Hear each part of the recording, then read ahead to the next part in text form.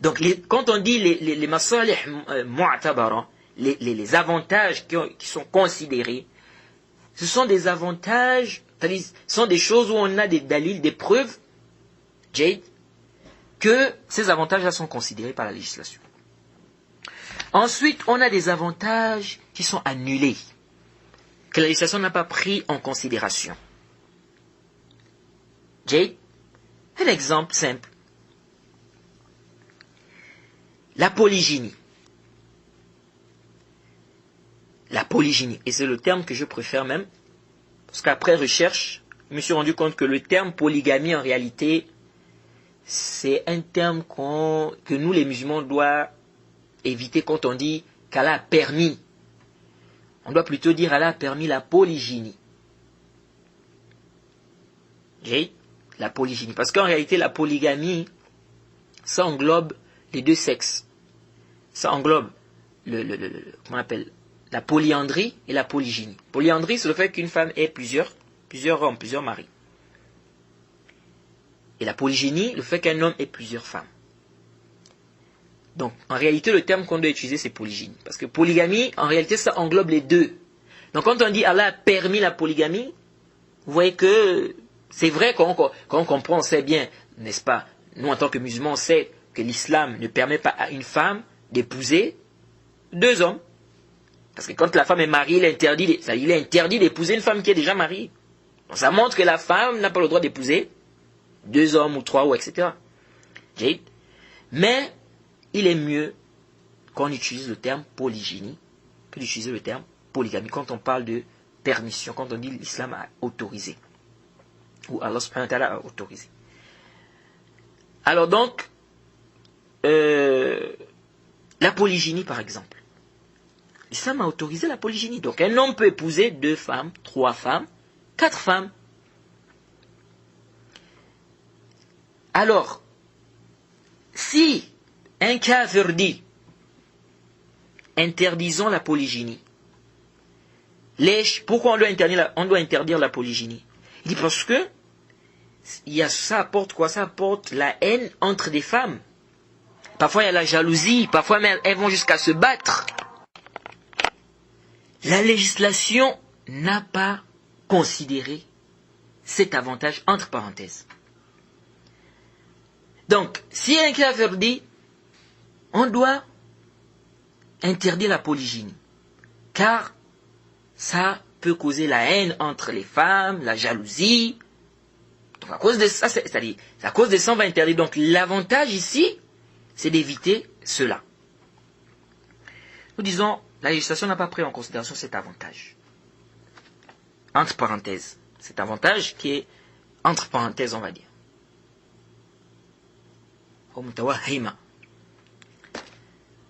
Nous disons, pourquoi? L'islam a autorisé la polygynie tout en demandant à l'homme d'être juste. Car sa permission apporte plus de bien. C'est pourquoi, moi je dis souvent aux gens, les gens qui critiquent la polygynie, etc.,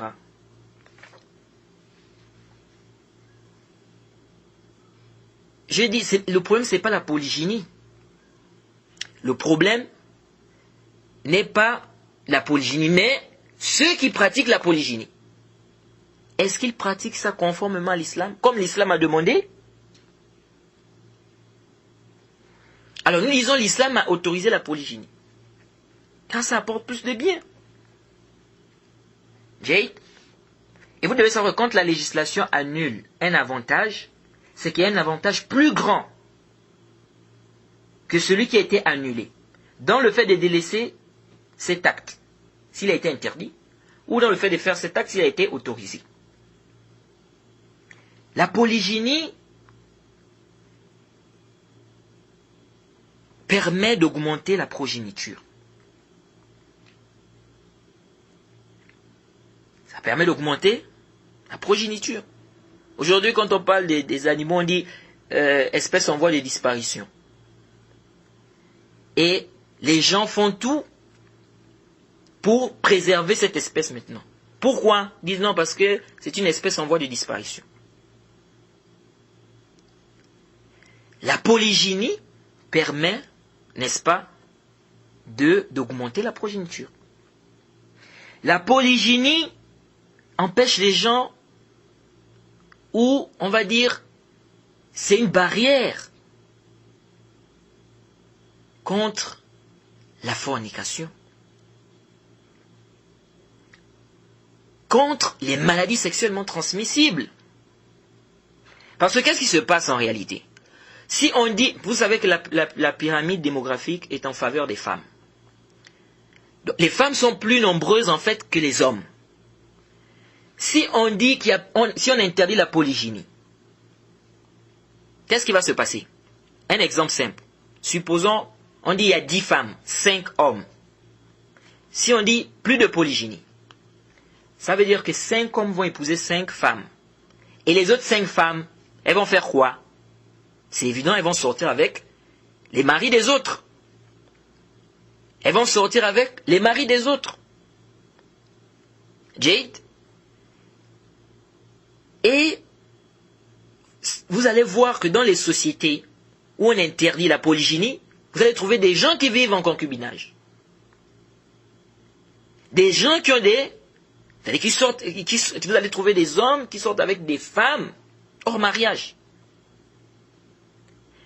Il ne peut pas, en fait, prendre une deuxième femme parce que c'est interdit. Est-ce que vous suivez? Et vous savez qu'aujourd'hui, on a encore le problème des homosexuels.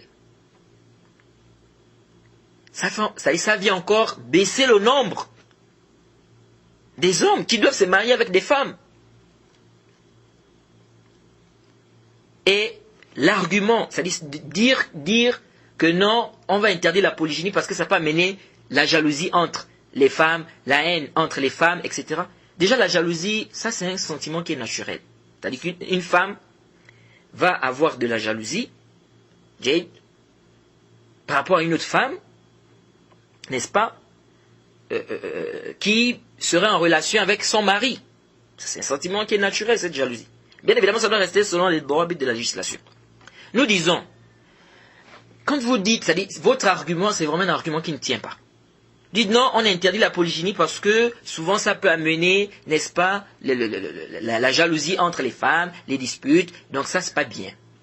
On dit, mais vous permettez le concubinage. Donc vous interdisez la polygynie, vous permettez le concubinage. Pourtant, dans le concubinage aussi, il peut y avoir la même chose. La jalousie, les disputes. Et ça c'est visible. On voit des femmes qui se disputent à cause d'un homme. Quand on regarde, elles ne sont même pas mariées avec cet homme. Pourtant, vous dites que ce n'est pas interdit, le concubinage. Bon, alors, si la raison pour laquelle vous voulez interdire la polygynie, c'est ça, non, parce que ça peut amener la division, ça divise les familles, ça peut amener la haine, mais interdisez également le concubinage, parce que cette même raison, cette illa, se trouve ici. Donc, de la même manière que vous interdisez la polygynie, pourquoi vous n'interdisez pas aussi le concubinage? Sachant que la même raison se trouve là-bas. Il y a des familles qui se divisent aussi à cause de ça. Un homme qui a une copine ici, il a une autre copine là-bas, il a une autre copine là-bas, ils ne sont pas mariés. Ça crée aussi parfois des disputes, il y a la jalousie, il y a ceci, il y a cela. Pourquoi vous ne mettez pas une loi, vous dites que c'est interdit dans la loi? Interdiction de faire ça aussi. Donc ça ne tient pas ça. Ça tient pas. Ça ne tient pas comme preuve. Jade? Ala kulli hal. La polygynie a plusieurs avantages. Jade. Et ça nécessite même, on peut dire, toute une conférence. Jade. Et vous allez voir même les chrétiens aujourd'hui qui vont te dire que non, la polygynie c'est pas bien, etc. Je leur dis, mais lis un peu ta Bible, l'Ancien Testament. Ils te disent, dans l'Ancien Testament, ils te citent le nom de certains prophètes qui avaient plusieurs femmes. Dans l'Ancien Testament, selon leur Bible. Mais ils vont venir te dire, non, vous les musulmans, vous faites ceci, vous faites cela.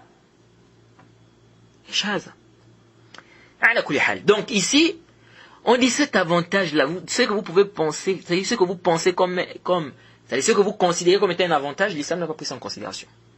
Il dit que non, il faut annuler la polygynie. Pourquoi? Parce que, n'est-ce pas, ça peut causer ceci ou cela. On dit ça aussi, c'est-à-dire ce que vous citez là, on peut aussi trouver ça dans le concubinage. On interdisait ça aussi. Et c'est étonnant, hein. On va interdire le mariage de façon légale pour permettre ce qui est haram, pour permettre le zina. C'est étonnant. Donc là, on parle de quoi? On parle en fait de maslahat mulgha, ou masalih al-mulgha, pardon. Donc, les avantages que la législation n'a pas, n'est-ce pas, les avantages qui n'ont pas été considérés par la législation. Ensuite, on a les masalih al-mursala.